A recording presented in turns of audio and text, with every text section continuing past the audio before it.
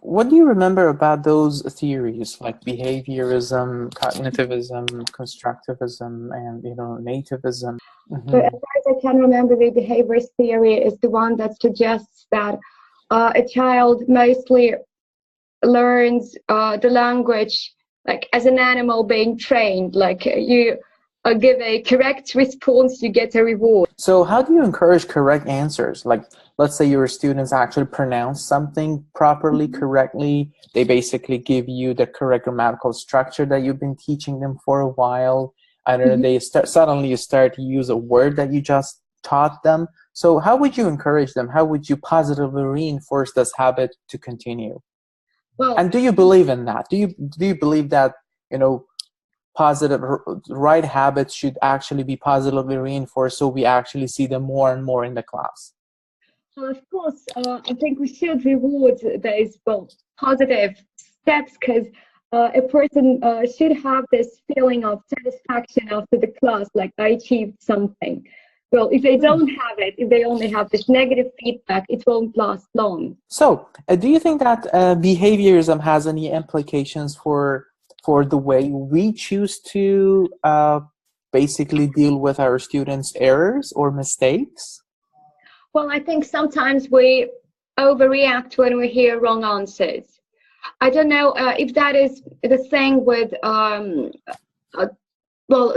teachers from other countries, but I know that in Russia, some teachers are too anxious about some minor grammar mistakes. Oh, are they? Okay. Yeah, like they overcharge for those mistakes. Oh, really? Okay. What do they do? You know what? They make it seem like we care more about the S ending than the achievement of a communication task.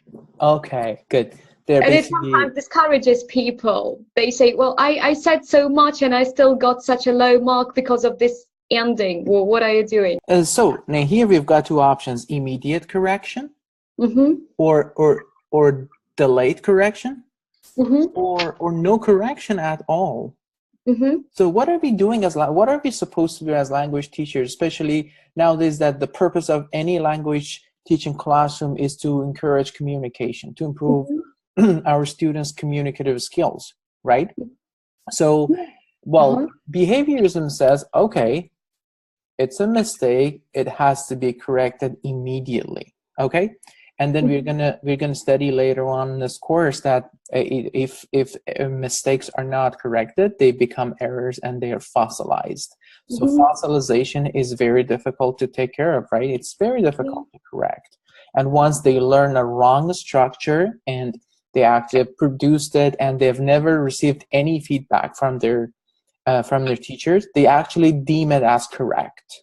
And go ahead and it's fossilized, and then, oh, come on, the next teacher is gonna have to correct it. It's gonna have, the next teacher is gonna have to spend probably a few months on that fossilized area.